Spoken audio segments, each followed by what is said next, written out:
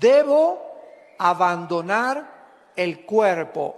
¿Qué forma más preciosa de poder expresar cómo vamos a morir? No dice porque ya voy a entregar los tenis o porque ya me voy a morir, como muchas veces lo expresamos en diferentes naciones, sino que de una forma muy bíblica y muy espiritual, la Biblia nos muestra que la muerte es simplemente salirnos de un envase, salirnos de un tabernáculo, porque aquí la palabra cuerpo es esquena en el griego, que es la palabra tabernáculo. Pedro estaba consciente de dos cosas. En primer lugar, en su primera carta nos habla de los últimos días y que el fin se acerca. Y en su segunda carta se refiere al tiempo que ya le quedaba tan corto de vida. En otras palabras, Pedro nos está diciendo: Dios me ha mostrado que mi vida en este mundo es muy corta. Él sabía que muy pronto el Señor se lo iba a llevar a casa, como a ti también y como a mí también. Y nuestra vida pasó como el vapor, que aparece y desaparece de repente.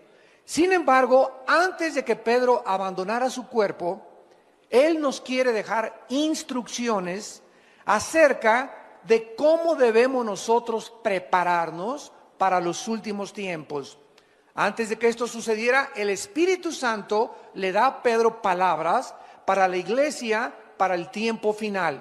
Así pues, en la segunda carta leemos las últimas palabras de un pastor que tal vez estaba agonizando o que ya muy pronto iba a abandonar su cuerpo e iba a dejar a sus ovejas a cargo de otros pastores.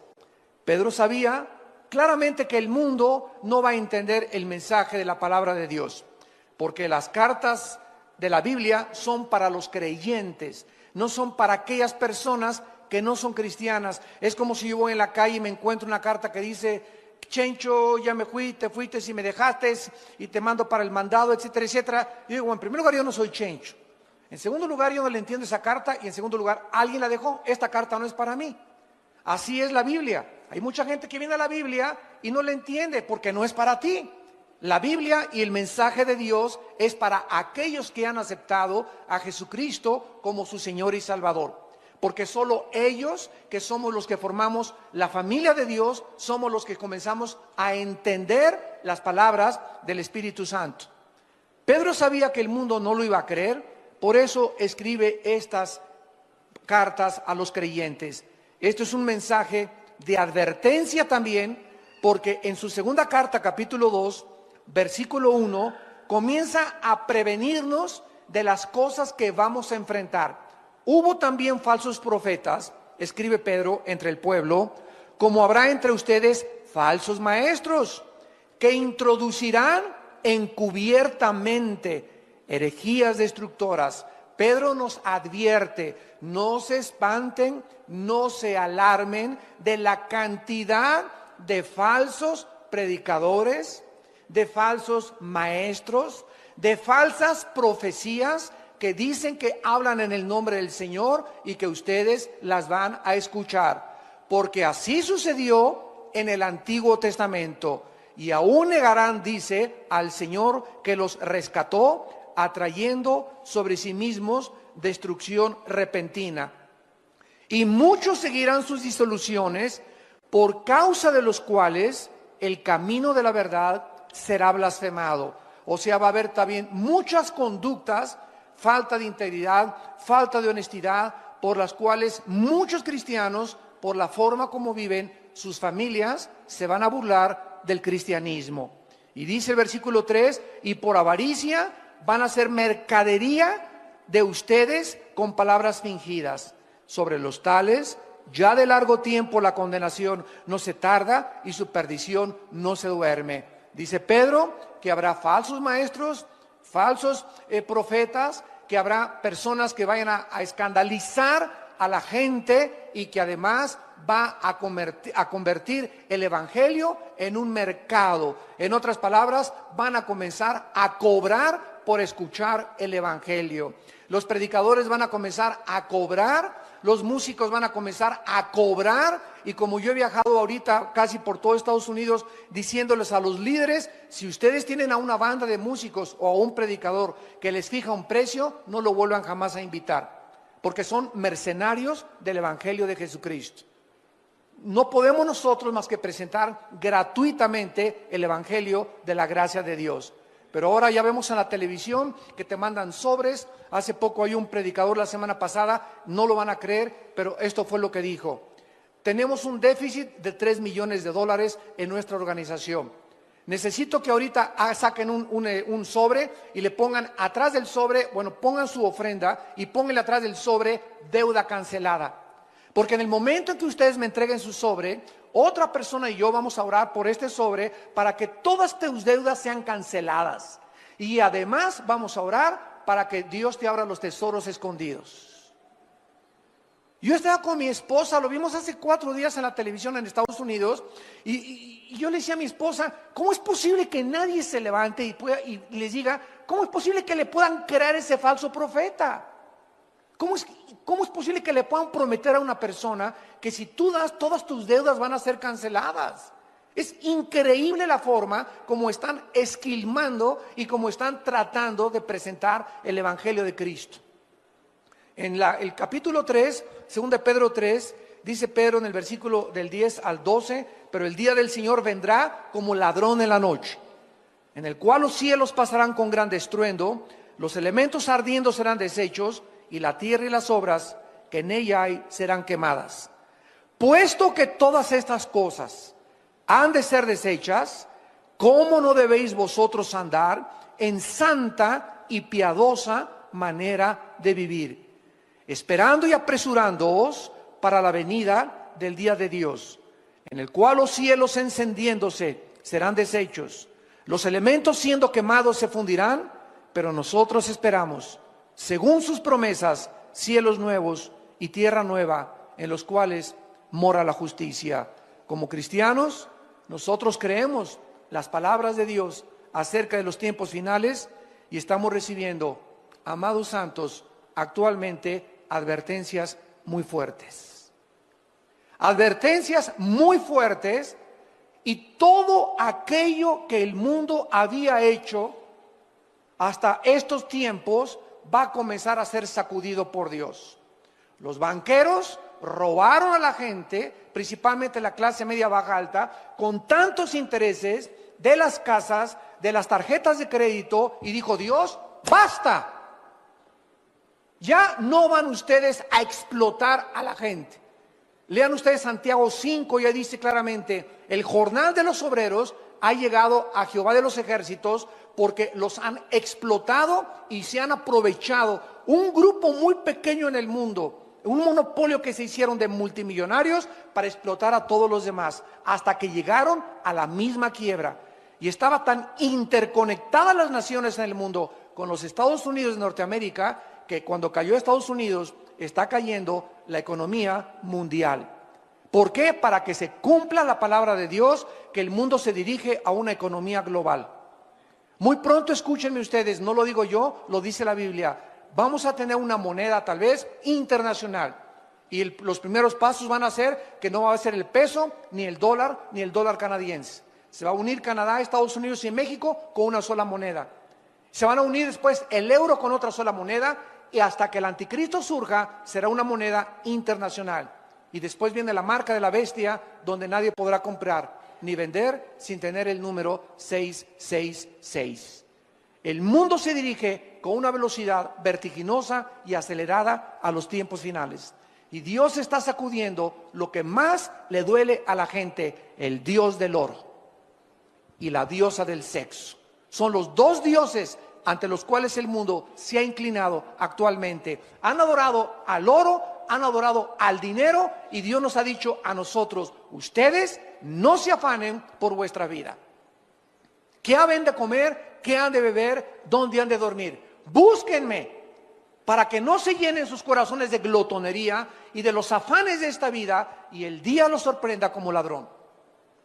¿Cómo debemos entonces prepararnos para estos tiempos que estamos viviendo? Es normal pensar, es lógico cómo vamos a sobrevivir los tiempos amenazadores que estamos enfrentando.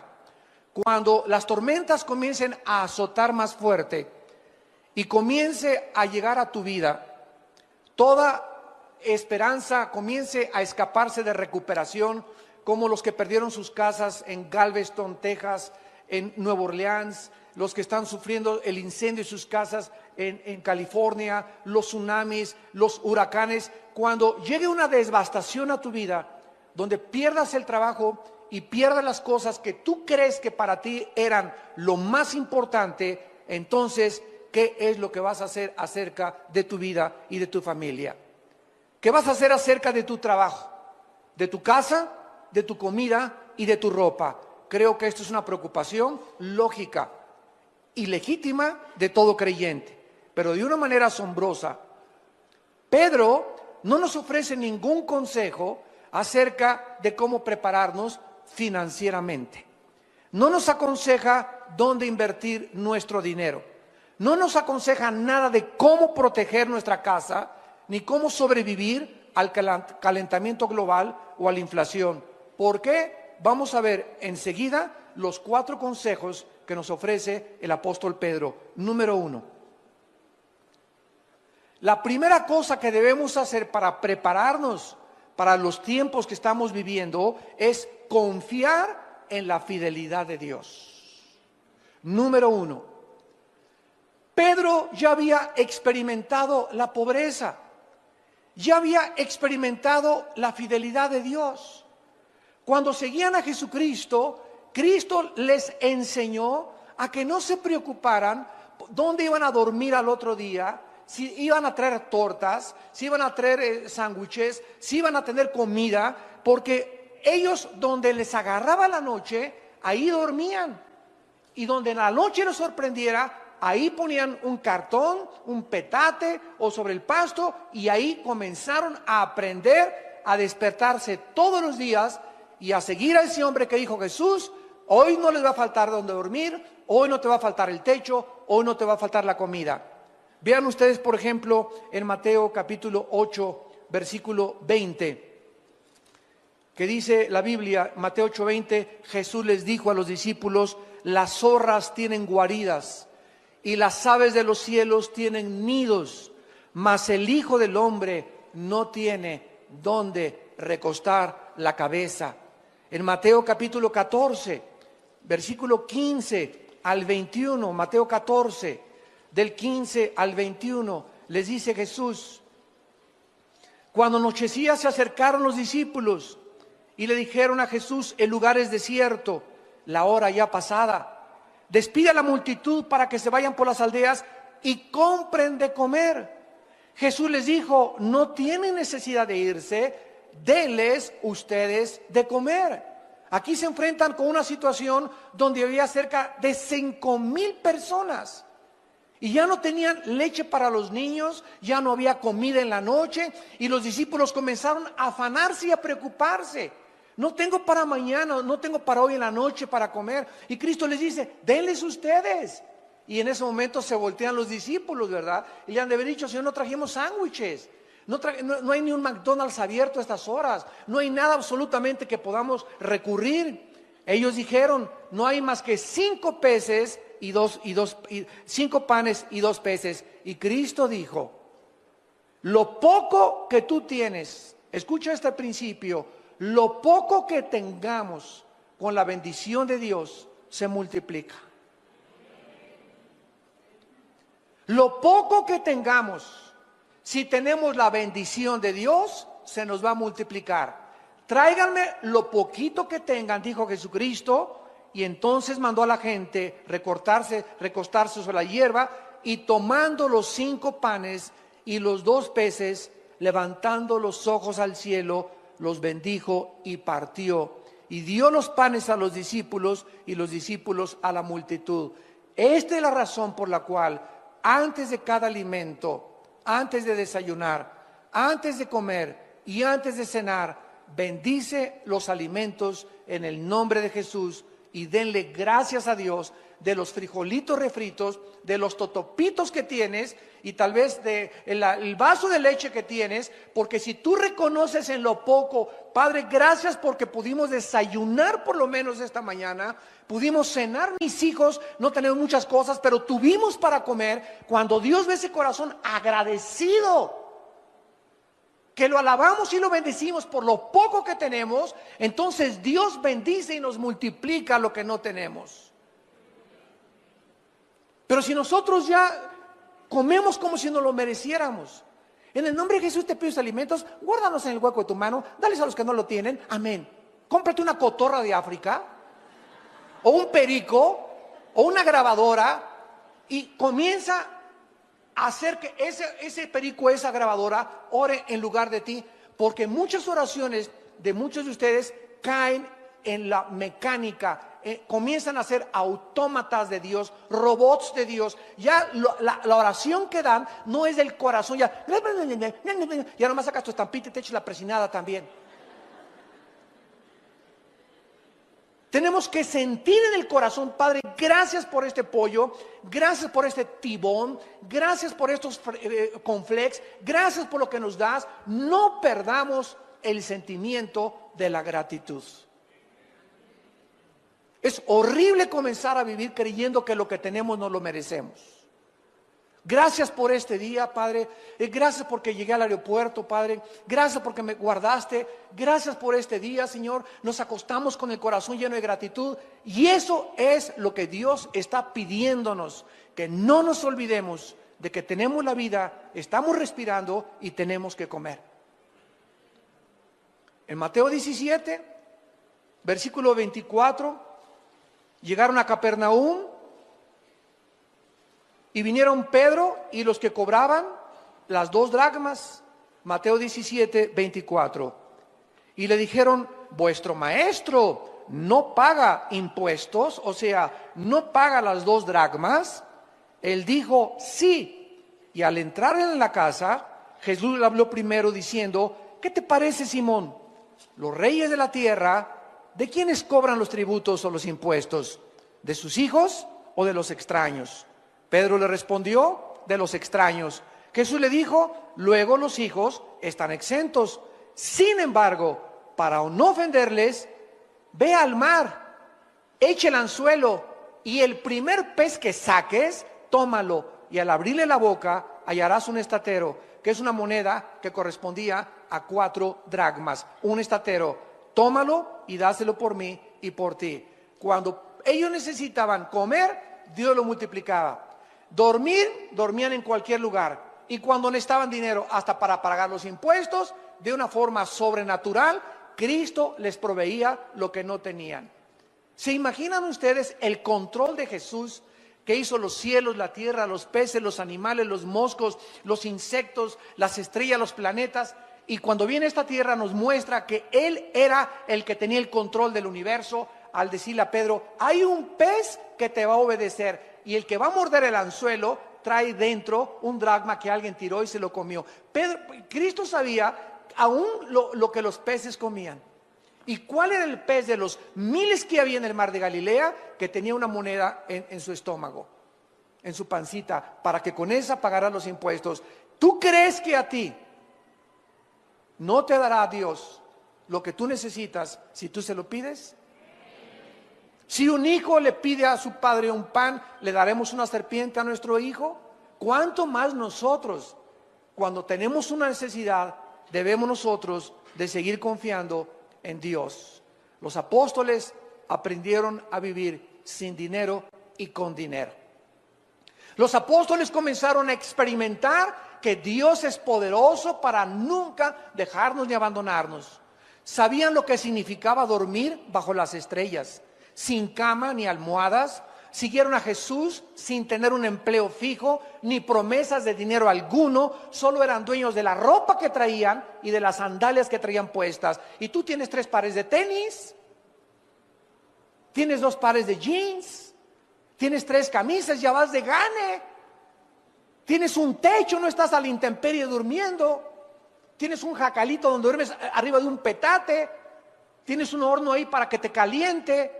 En otras palabras, los discípulos aprendieron a confiar en la provisión diaria de Dios para todas sus necesidades. Esto es lo que nosotros tenemos que aprender. En Filipenses capítulo 4, Filipenses capítulo 4, versículos del 11 al 13, el apóstol Pablo, al igual que Pedro, nos escribe estas palabras. Filipenses 4, del 11 al 13.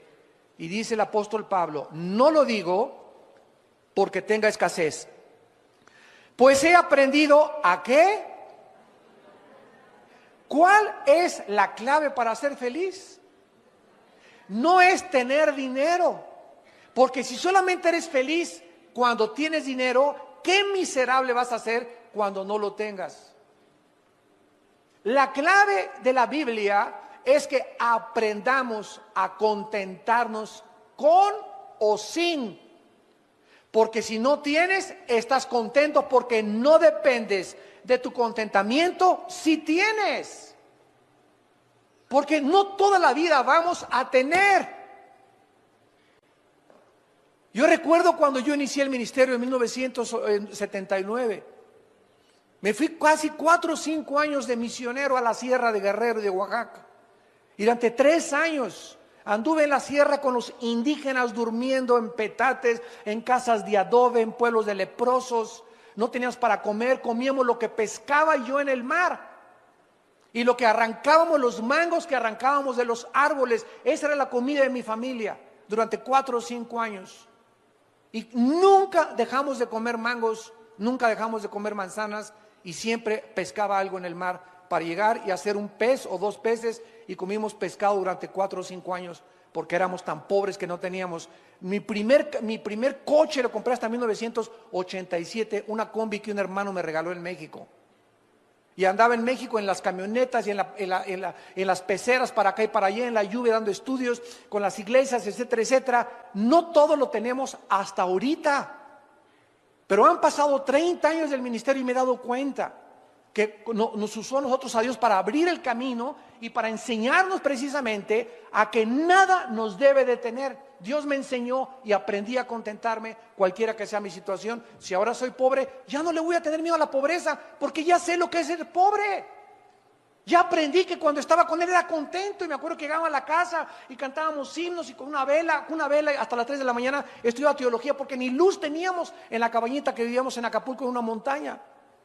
Entonces yo me río de ver hacia ahí la pobreza, me río porque ya he aprendido a contentarme y no me hace falta que no tener. Y es lo que muchos desgraciadamente no han podido aprender. Crían a sus hijos como niños pirrurations. Y les dan reloj ya a los 12 años y a los 15 años su coche, etcétera, etcétera. Y estamos criando una generación de chavos perruris que no saben lo que es sufrir y no saben lo que es ganarse el pan con el sudor de su frente.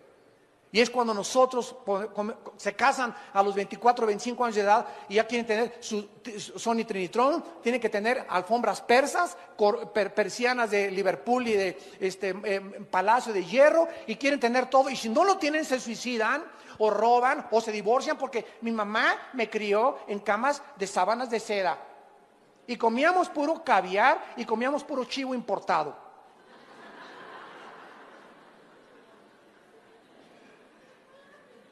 No lo digo porque tenga escasez, dice Pablo, he aprendido a contentarme cualquiera que sea mi situación. Y por eso a muchos de ustedes han perdido el trabajo o han perdido lo que tienen, porque Dios les quiere enseñar. Dios no te ha abandonado. Dios quiere enseñarte que en esa pobreza que estás y en esa pérdida de trabajo, Él sigue siendo Dios. Y no te va a dejar ni te va a abandonar. Y cuando recuperes otra vez lo que perdiste, te vas a acordar que no te faltó por lo menos de comer.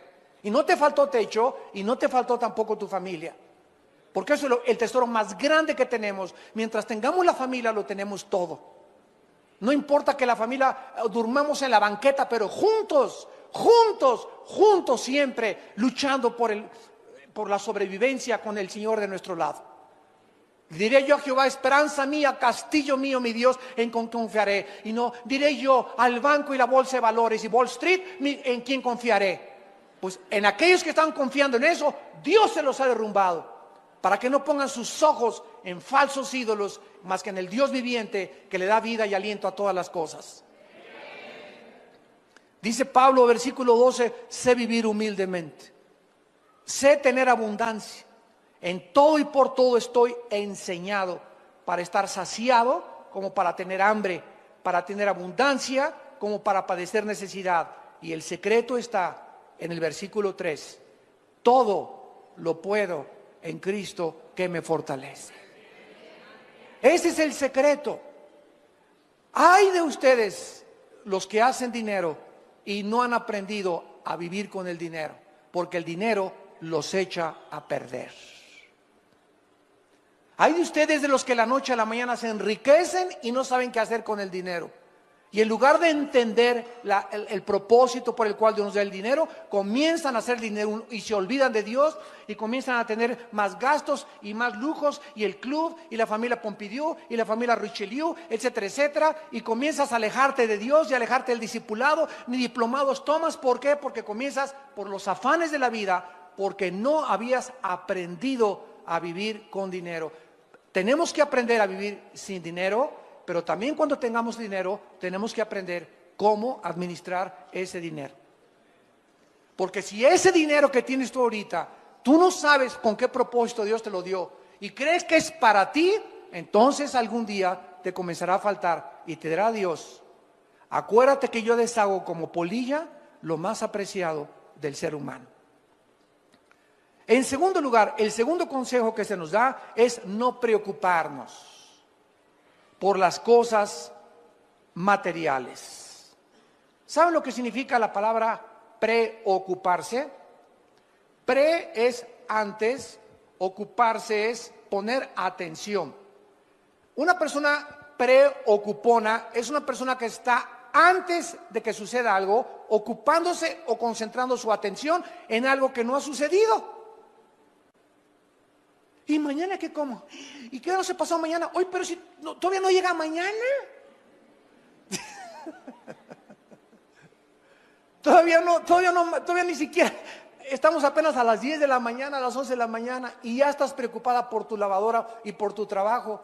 Ahorita disfruta tu pollito y gloria a Dios, tú en la iglesia. A lo mejor ahorita viene por nosotros el Señor a la 1.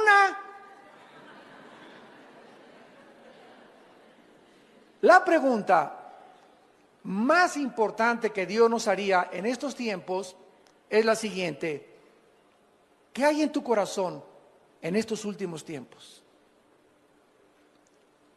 ¿Preocupación por el dinero?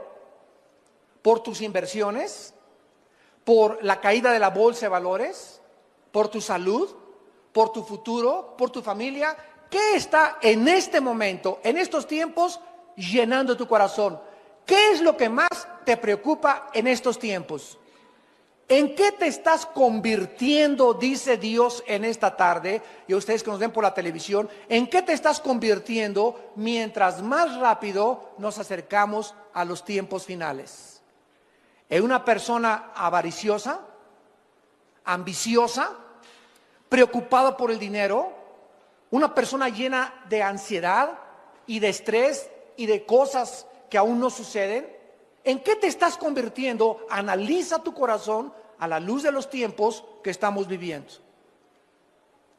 El rey Salomón escribió en Proverbios capítulo 18, versículo 11. Proverbios 18, 11. Las riquezas del rico son su ciudad fortificada y como un muro alto en su imaginación. O sea, los ricos piensan así, dice Dios. Y esto lo escribió el hombre más sabio que ha existido en la historia después de Cristo, el rey Salomón. Los ricos así piensan: mientras yo tenga 1 millón o 2 millones de dólares, mientras yo tenga 1 o 2 propiedades, mientras sea dueño de una casa, mientras tenga mis inversiones, estoy tranquilo. Y dice Dios, es la obra de tu imaginación nada más. Porque de la noche a la mañana cualquier persona como lo estamos viendo en nuestros tiempos, se quedan en la bancarrota. Ahorita hay más de 600 suicidios en Estados Unidos, hasta la semana pasada que yo me vine, de ricos que se están quitando la vida por la caída de la bolsa de valores. Y de personas que habían invertido todo o la mitad de su capital en la bolsa de valores y no tienen absolutamente 1% de probabilidades de recuperación o de repunte. Por la deuda de los más de 3 trillones de dólares que tiene el gobierno federal americano. Se quitan la vida. ¿Por qué? Porque aprendieron a vivir confiados mientras tenían, y cuando no tenían, no tienen propósito ni razón para seguir viviendo. En Proverbios capítulo 23, el rey Salomón continúa dándonos consejos y dice el versículo 4 y 5. Proverbios 23, del 4 al 5. No te afanes por hacerte rico. Sé prudente y desiste. ¿Has de poner tus ojos en las riquezas siendo ningunas? Porque se harán como alas de águila y volarán al cielo en septiembre del 2008. Ese es primera de Armando 2.1.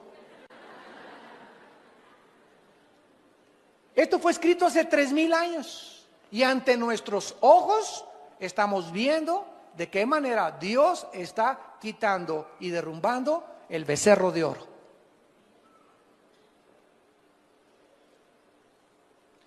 En 1 Timoteo capítulo 6, en el Nuevo Testamento, el apóstol Pablo también tiene palabras para nosotros. Y dice en 1 Timoteo capítulo 6, versículo 6 en adelante. Pero gran ganancia es la piedad acompañada, otra vez igual que Pedro y que Pablo, contentamiento. Gran ganancia es la piedad acompañada de contentamiento. La palabra piedad, eusebia en el griego, significa la vida o vivir cerca de Dios. Tú vas a ganar, nunca vas a perder. Mientras tú vivas cerca de Dios, siempre vas a ganar. ¿Por qué? Porque cuando vivimos cerca de Dios, en su presencia hay plenitud de gozo. Los que viven cerca de Dios tienen que estar contentos, cualquiera que sea su situación. Porque viven alabando a Dios, dándole gracias a Dios, de que por lo menos tienen que comer.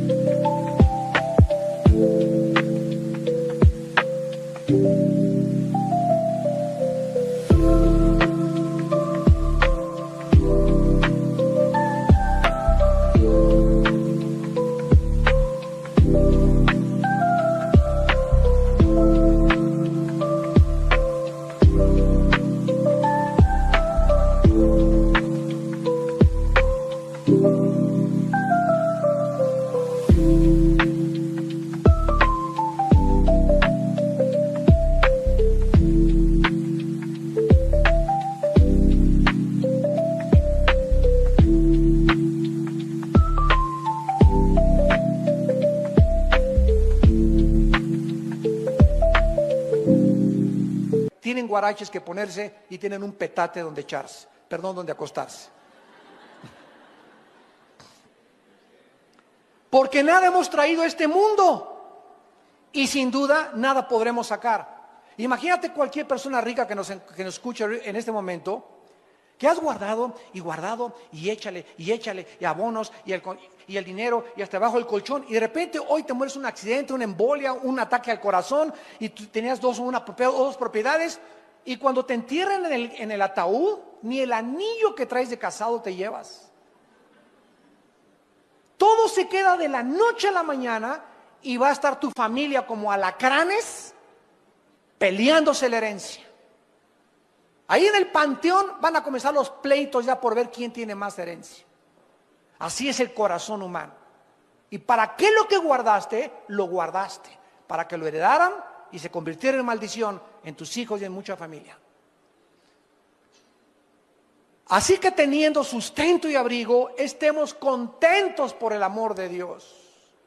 Teniendo sustento y abrigo, estemos contentos, porque los que quieren enriquecerse caen en tentación y lazo, y en muchas codicias necias y dañosas que hunden a los hombres en destrucción y perdición, porque raíz de todos los males es el amor al dinero.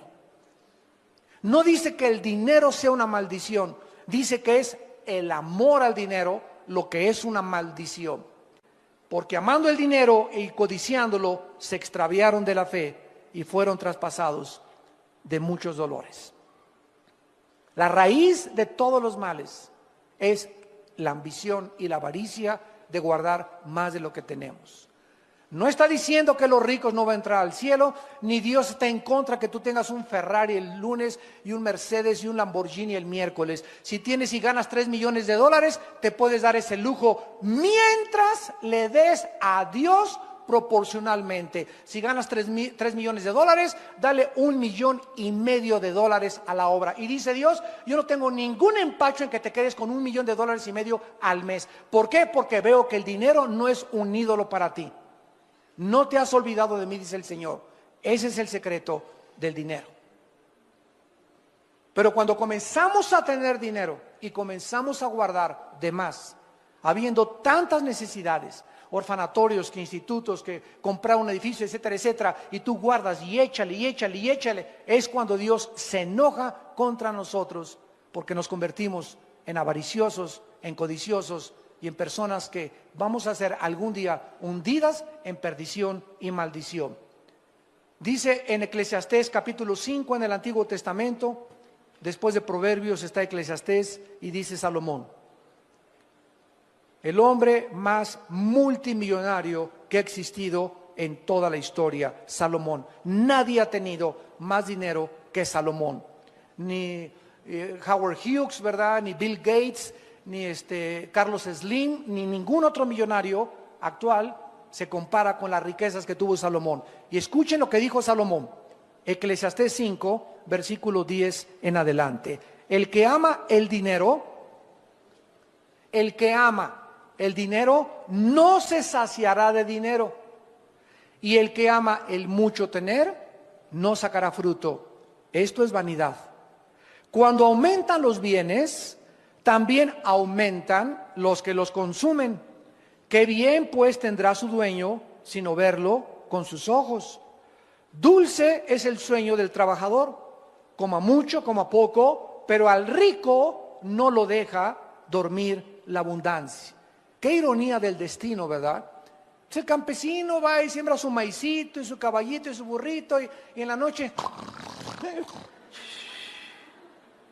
Pero el rico, mis inversiones, el cuento, la computadora, la laptop y esto y el otro. Y vemos, ¿verdad?, que aquel que no tiene nada, ¿de qué se preocupa que hoy la bolsa de valores? ¿Y qué? Pero ¿quiénes son ahorita los que se están matando? ¿Quiénes son ahorita los que están suicidando? ¿Quiénes son ahorita los que están comprando Prozac, pastillas tranquilizantes, y le están entrando más a la coca y más al alcohol? ¿Quiénes? Aquellos que tenían puestos sus ojos y que amaban el dinero. Para ellos es esta maldición. Y dice el versículo 13, hay un mal doloroso que he visto debajo del sol, las riquezas guardadas por sus dueños para su mal, las cuales se pierden en malas ocupaciones, y a los hijos que engendraron, escucha, nada les queda en su mano. Jesús nos dejó consejos, amados santos de Dios, de cómo sobrevivir.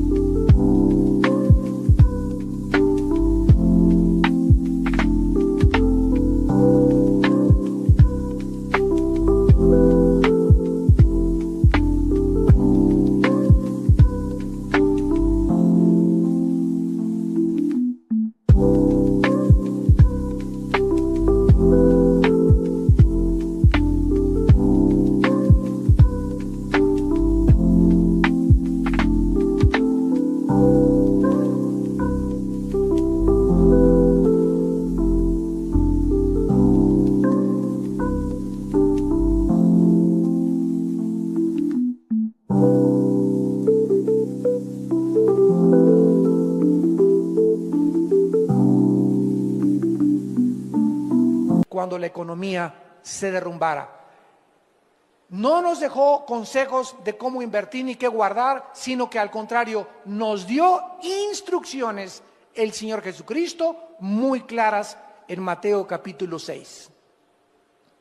Y dice Mateo 6, el Señor Jesucristo, versículo 25, cuando ya hace 2000 años, los apóstoles comenzaron, oye, ¿y si pierdo mi trabajo? Oye, ¿y si ya no tengo para mañana qué comer?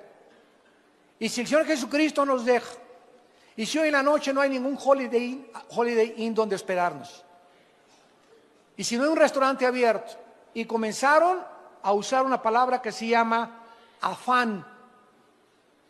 Afán, que es la palabra griega merima. Por tanto les digo, versículo 25, no os afanéis. ¿Qué significa afanar? Significa estar ansioso, preocupado, pensar continuamente o enfocado continuamente en el dinero o en lo de mañana, intranquilo, sin tener paz. Eso es lo que hace el amor al dinero. No os afanéis por vuestra vida. ¿Qué han de comer? ¿Qué han de beber? Ni por su cuerpo, ¿qué han de vestir? ¿No es la vida más que el alimento y el cuerpo más que el vestido? Pregúntate en esta tarde, ¿estoy vivo? Ahora, si estás vivo y yo estoy vivo, ¿a quién le debemos el aliento y la respiración? A Dios. O sea, Dios está consciente que estás vivo. Y si Dios está consciente que estás vivo, entonces, ¿no crees que también está consciente del zarape que traes? ¿De los guaraches que traes? ¿De la casa donde vives? ¿De si tienes o no tienes para comer?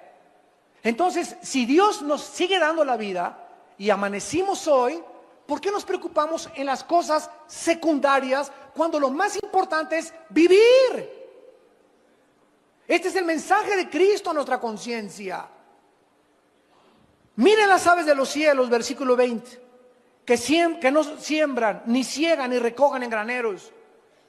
Salte mañana en la mañana, dice Cristo, y asómate a ver los pajaritos. Ninguno de ellos tiene cuenta en Bancomer. Nunca encontrarás a los pajaritos haciendo un hoyo. Vamos por las lombricitas y vamos a guardar lombricitas aquí, a amontonar 5 o 6 lombricitas en la noche y me voy a mi nido con mi pajarita, con mi esposita y con mis pajaritos y ahí tenemos lombricitas por si mañana amanece y no tenemos lombricitas para mañana. Dios puso un programa en los pajaritos para que fueran una lección a nosotros y para que los observáramos. Si Dios les puso ese programa donde ellos no deben de amontonar ni guardar para mañana, ¿por qué entonces lo hacemos nosotros? ¿Por qué desconfiamos del poder y la misericordia de Dios? Y vuestro Padre Celestial alimenta a las aves, ¿no valen ustedes más que ellas? Un pajarito, ¿cuánto cuesta? 3 pesos. Hasta peso te los venden en el mercado a veces. ¿Y cuánto vales tú? Que Jesucristo, su Hijo, dio su vida en una cruz por nuestros pecados. ¿Y te estás preocupando por mañana? ¿Qué enojado está Dios contigo? Qué triste y qué desgarrado tiene su corazón Dios. Porque sin fe es imposible agradar a Dios. Si no la fe es confiar. Si no confiamos en Dios y no está Dios viendo que estamos confiando en Él, no lo estamos agradando. Puedes aplaudir, tocar el pandero, gritar, hacer 1000 cosas, levantar iglesias, predicar el evangelio, pero la única forma y la más importante forma en la que Dios está contando con nosotros, contento, es que vivamos confiando en su provisión diaria. ¿Y quién de ustedes, dice el versículo 27, podrá añadir a su estatura un codo? Tú naciste chaparrito con unos 55 de estatura, aunque te pongas tan corto no vas a crecer. Eso es forma genéticamente ya parte del cuerpo humano. Por más que le hagas así, y le hagas así, y le hagas así, no vas a crecer. Y así, si tú dices, voy a tener 2 empleos ahora para tener más dinero, y mi esposa la voy a meter a trabajar para que entre los dos gastemos el sustento cuando tienen niños chiquitos. Dios quiere que tu esposa se quede en su casa y los niños nada de guardería, que los cuide tu esposa, y si tú confías en Él, aunque tú te afanes, no vas a progresar más, porque aunque tú te afanes y ella se afane y les entre más.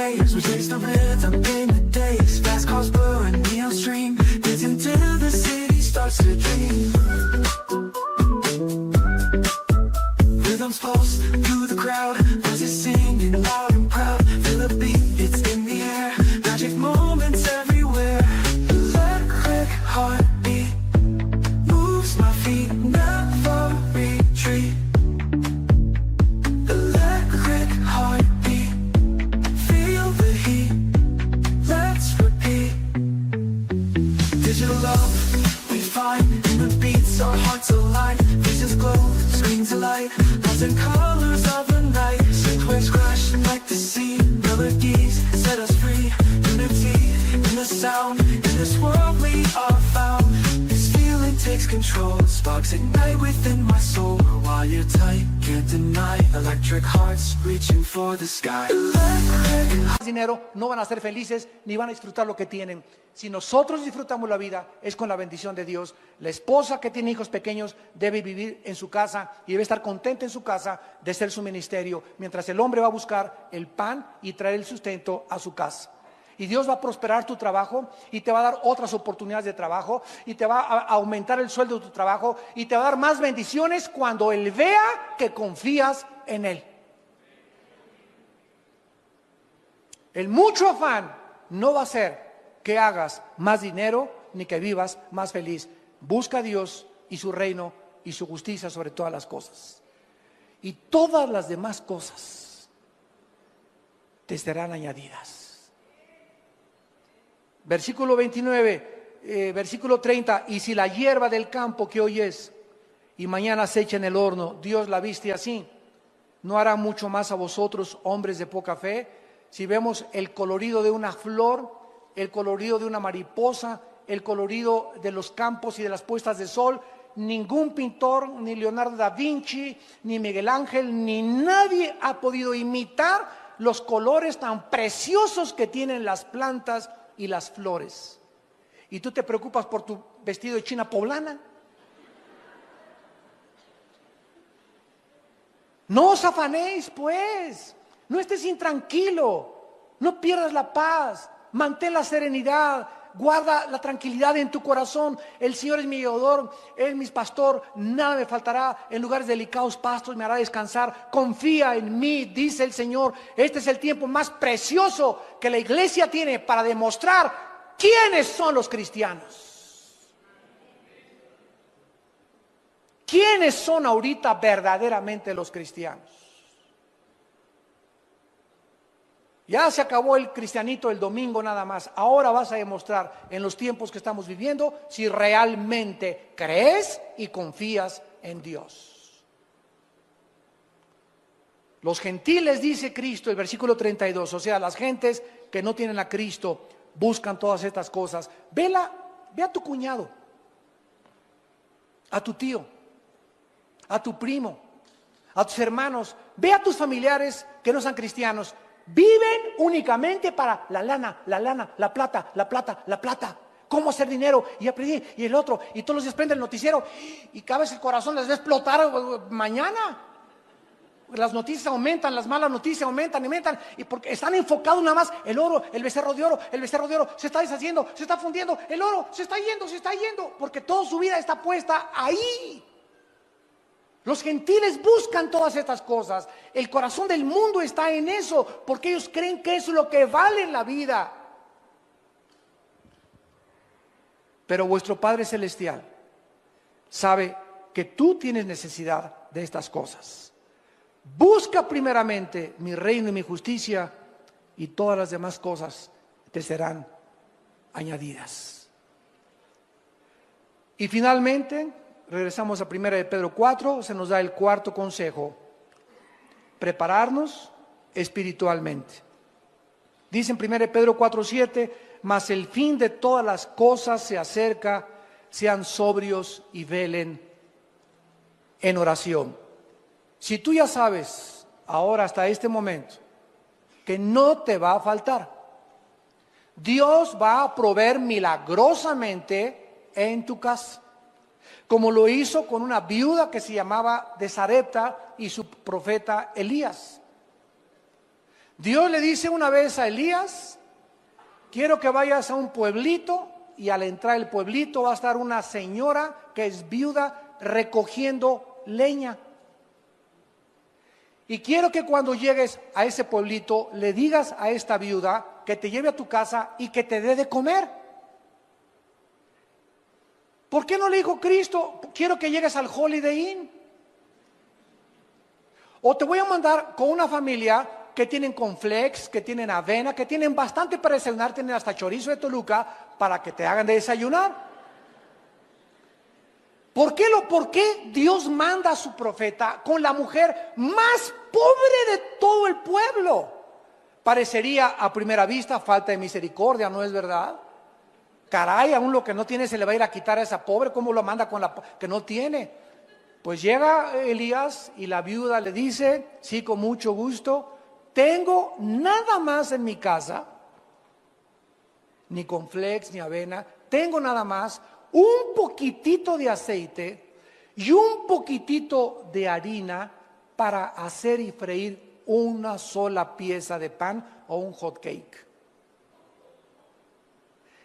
Y la viuda hace lo que le queda, y tenía un hijo la viuda. Era para ella y para su hijo.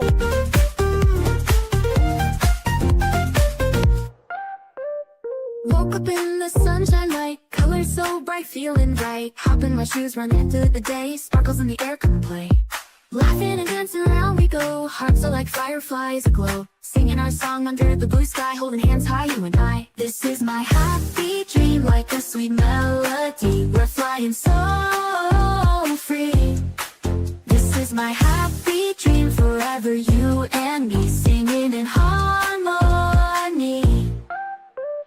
Smiles all around everywhere we see. Jump in the puddles, joy is our key. Rainbow above, colors so bright. We shine in the day and into the night. Friends by my side, can't stop this fun. Sharing our secrets till the day is done. Sunsets and starry nights we chase. Living our lives in this bright place. In this wonder world we made. Every moment never fades. Holding tight to what we share. In our dreams without it. This is my happy dream, like a sweet.